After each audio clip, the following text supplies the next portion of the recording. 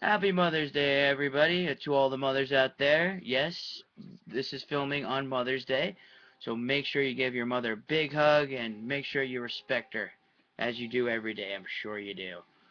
But yes, since today is Mother's Day, we will go over probably one of her favorite actors, Tom Cruise, in the movie Oblivion. Yes, this is the one I've been waiting for. I actually wanted to see in IMAX. I never got the chance.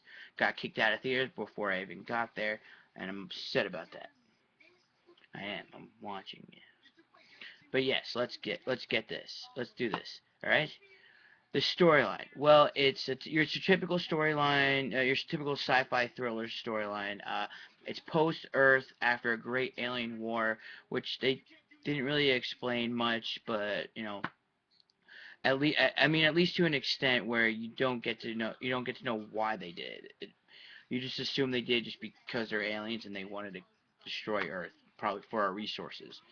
That's pretty much where you go. But nonetheless, still a great story, and you don't even care about it by the time you actually get situated with the story.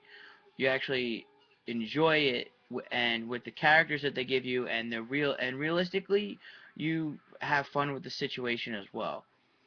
Because what the thing is, what I really loved about this film, about this story, is that it never really changed. It stayed true to the story until it really had to. It was written very well, and it was so fantastically written.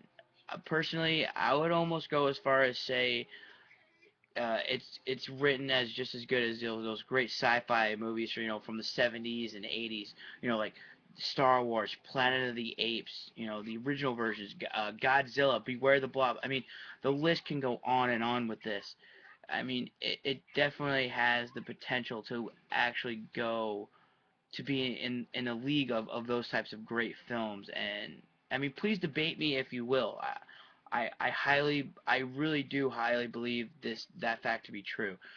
Oblivion definitely has the potential to be a really great classic film in years to come. Now, yes, the cast is one you'll probably not really bring you to the theaters. Sort of. I mean, it's a tiny cast, but it's a good cast. I mean, Tom Cruise and Morgan Freeman, not to mention Olga Kurylenko, I'm guessing. You know her from Seven Psychopaths, which again, fantastic film. Definitely check that out. And then you have Andrea Riseborough, who seems to have a breakout role here, because she really hasn't done anything that anyone would notice. It's mostly it's mostly foreign films, I believe, from what we checked, right? Yeah, it's mostly like foreign films, and this is like seems to be a breakout role. And not to mention, you have Tom Cruise and Freeman in here, so you kind of have a jump start on your career, which is good. But like I said it before, I know it's a short cast, but when they all come together, you have something really fantastic here, and I loved it. And yes, even if you completely despise Cruise, which I know some of you do, he's actually tolerable and an actual joy to watch in this sci-fi thriller. I know, I know, you have your doubts, because Tom Cruise and some of you I know, like I said, don't like him, but definitely see this film. I mean, despite being Tom Cruise, you actually don't care that it is him. You'll actually fall in love with the story and the situation. Like I said before, it's actually a really great film to watch. I love sci-fi, and if if you don't know that, I'm a huge fan of like Supernatural, Doctor Who, Firefly, Star Wars, Star Trek. I mean, Third Rock from the Sun. I mean, I can't stop loving these types of shows and films.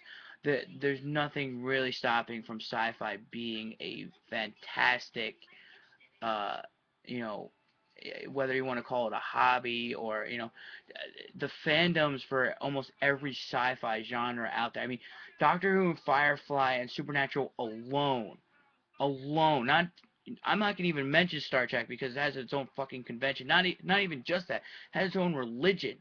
I mean, the fandoms with sci-fi films and shows, they we go to in a great extent to really appreciate the elements of what goes into those shows, and we show it, and I love it, and it's fantastic to see. and I'm hoping Oblivion gets the same recognition.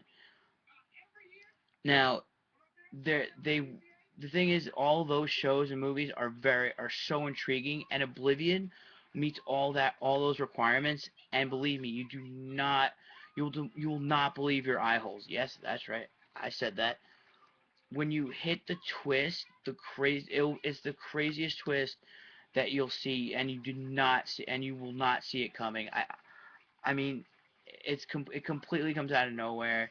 I mean, the thing is, you'll know that you know the twist, but you don't know the twist. Let me explain. The thing is, you've probably seen it done in a couple of films, especially in the older sci-fi films. Back in the 80s and 70s. The thing is that they don't even reveal the twist until like the middle of the end. Not even the middle, like towards even after that. They don't come out with a twist until like the last like 50, 45 minutes of the film, which again can also be bad.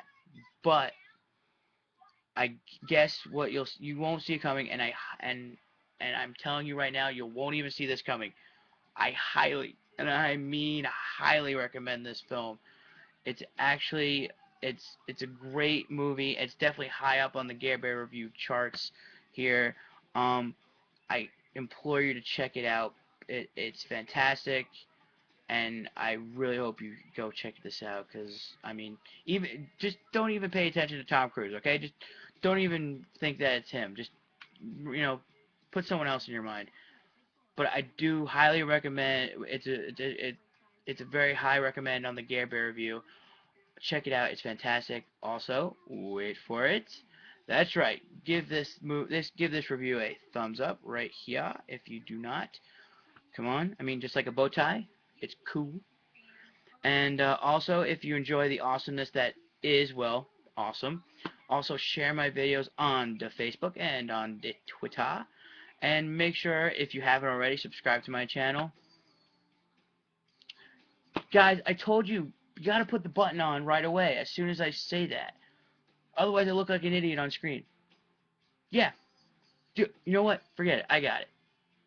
Bam. Make sure you subscribe, guys, to my channel. Um, Next time on the Gare Bear, it shall be the Roaring Twenties classic based on the novel of F. Scott Fitzgerald, The Great Gatsby. So stay tuned, old sports.